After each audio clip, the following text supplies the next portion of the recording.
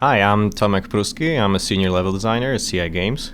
My name is Dan. I'm a senior producer at CI Games in Warsaw, Poland, showing off our new Sniper Ghost Warrior product. And currently we are at our safe house.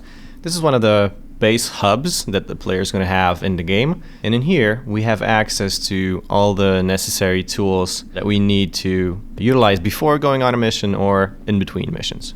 So we're going to start with actually choosing one mission. And we're going to use the laptop for that. In here we have 4. Let's choose one of them first. And when we do, we're going to note a sniper and ghost tag. That sort of refers to 3 different playing styles that we have in this game. Sniper Ghost Warrior is not just the name of the product, but it represents 3 different playing styles. It's not just a sniper simulation. I think Warrior is probably self-explanatory, and Ghost, I don't think ninja is necessarily the term you'd want to use, but you bring together these 3 playing styles. It's one of the things I've liked in helping produce the game, is that it's not just run in and spray as many enemies as you can. You're going to have to use all 3 playing styles to be most successful at these missions. Whether you're sniping enemies from a distance, providing support, but there's also aspects of moving in quietly and closely to the enemy to fulfill an objective. And should you get into trouble, then you might have to fight your way out. So this is a sniper and ghost mission, so I'm probably gonna prefer silenced weapons, just in case we have to take somebody down on the fly. So we have equipped all the stuff that we wanted, but there's still the workbench. And we're gonna use it to maybe craft a couple of cool gadgets. So I'm gonna use some of those explosive devices, because even though this is a sniper and ghost mission, I might have to go out as a warrior. So it's good to come prepared.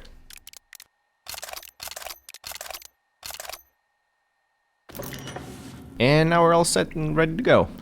Weapons loaded up, grenades, C4 explosive. All that. I think we can take it on. Yep. One of the things that most interested me in this game when I started working on it was actually literally just the location. Taking place in Eastern Europe, I think, is relatively rare for a video game.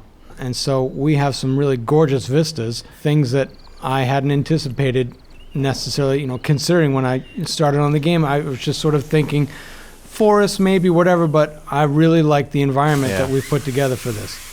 Our first mission here is at the train yards, and we're going to be sabotaging some of the tanker cars that are filled with gasoline. The separatists in the area use the fuel to move their equipment around, and if we can break up their operation, it's going to weaken their entire production. So once I'm at the mission area, I'm gonna hide here in those bushes to stay out of sight, to avoid military patrols on the roads. And I'm gonna use my favorite toy, do recon.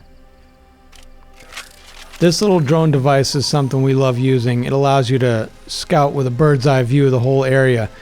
You can mark enemies, mark targets, check for ingress and egress points. You can see the entire layout of this whole train yard. Plus it lets you know if the enemy has any special tools like mortars or reinforcement calling devices to aid them in combating a sniper in long distance.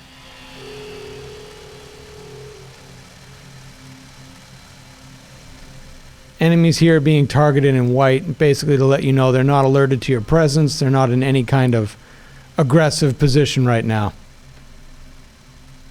There we go, 1 mortar. Alright, I've got pretty much the entire outpost tagged. It's time to decide on an ingress strategy.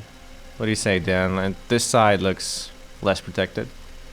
Yeah, that's going to be our ultimate objective, is to get into that train depot station.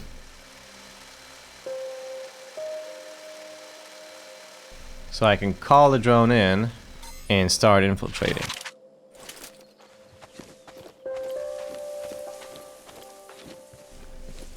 And like we talked about in the beginning, this game is based on 3 core gameplay pillars: the sniper, the ghost, and the warrior. I'm on site. So These are not 3 different games. This is just one experience fueled by those 3 approaches. So I'm gonna start with playing as a sniper. This basically will allow you to take out the sentries, because if they get alerted, then everyone in this entire facility is going to be out looking for you. So I'm gonna zoom in, adjust my scope to the distance, hold my breath, and pull the trigger. That's one guy down.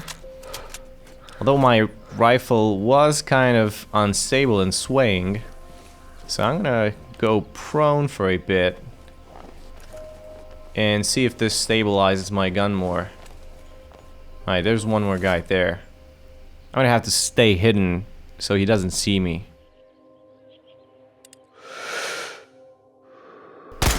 Two down. There are still 2 guys here. And I'm not gonna feel very comfortable having 2 sentries who can come here at any moment. But I'm not gonna risk shooting them with my assault rifle. I'm gonna see if I can do a twofer. So I'm gonna use armor piercing rounds and try to get 2 takedowns with 1 bullet. Alright, nice and easy. There we go. That's 2 down. And since there's nobody here left to see us, we're free to go in. So, since we have 2 guys guarding the main entrance, we're gonna look and see if there's some way inside that's not guarded. And for that, we're gonna use what we call scout mode. This basically gives you a sniper's eye view here of what he might see, a trained soldier might see, advantages, handholds for climbing, silhouettes of the enemy. You can see it's a little slower because now you're very carefully watching your environment, looking for advantages that you can use.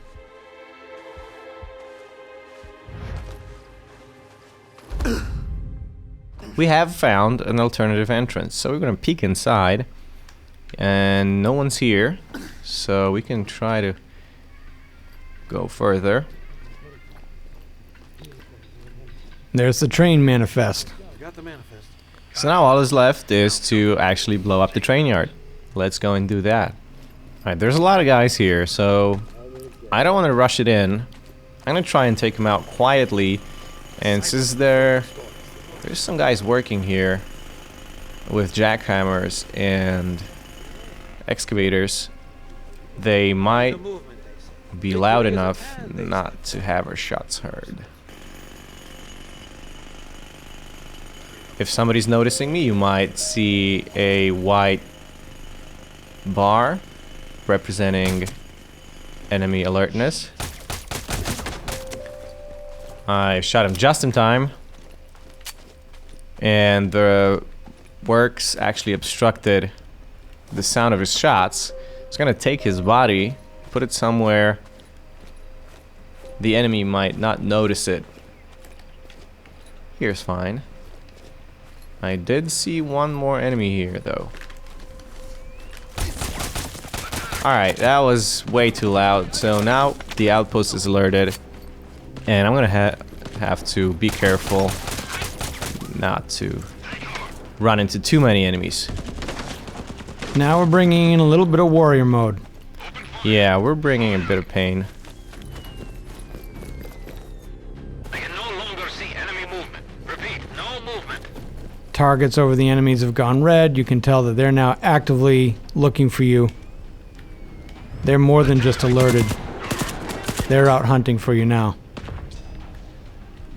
And it's best not to engage too many targets at once, because health does not replenish automatically. So I'm gonna have to keep track of my healing items. Okay, I'm releasing the fuel.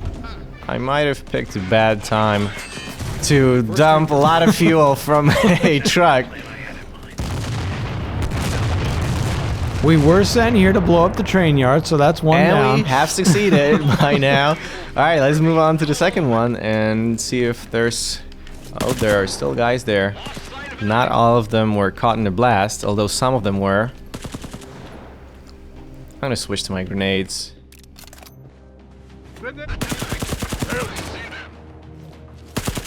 Alright, we're gonna pick up the pace here. See if we can lose their sight. They're still actively searching for us.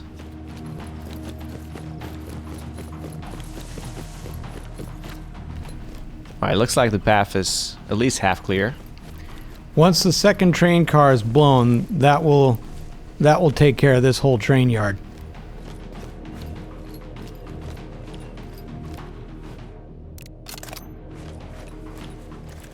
Dump some C4 here, just so I can detonate it in my own pace.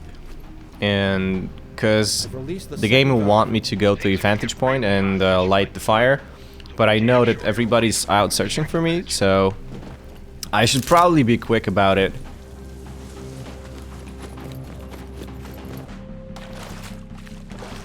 I like that the game gives you a couple of ways, though, to blow the train yard and basically fulfill this objective. With the C4, you can blow the cars remotely with the remote detonator, as you just did, or with a sniping rifle from a distance, blow the valves. Once we are done with the mission, we have to leave the area, and we're gonna see a summary of how we did in each of the 3 pillars. Alright, so we did some sniping, a bit of ghosting, and a lot of warrioring. And for each of those 3 paths, we receive experience points, which then translate into skill tokens. Yeah, they'll give you different advantages. There's certain missions where you'll be swimming, so you can get extended holding your breath time, for lack of a better phrase. Better stamina, better endurance. Basically stuff that will help you follow these 3 paths and make life easier for you. Thanks very much for watching the game. We hope you enjoyed it. Sniper Ghost Warrior 3 will be released in January of 2017. Thank you for watching, and I hope you enjoyed the game.